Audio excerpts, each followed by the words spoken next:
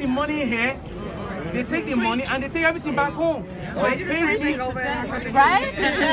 Hallelujah. It's the truth.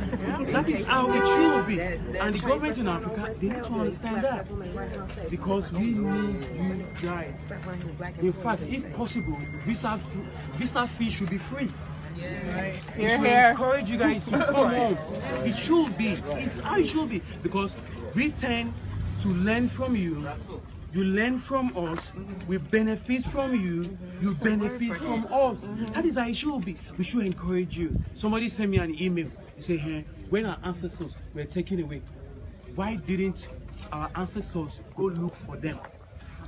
I said, of course, they did. But you must understand that here, there was chaos here. There was turbulence around here. It was difficult for us to really move around. Now, we'll go inside to see what a slave cell looked like.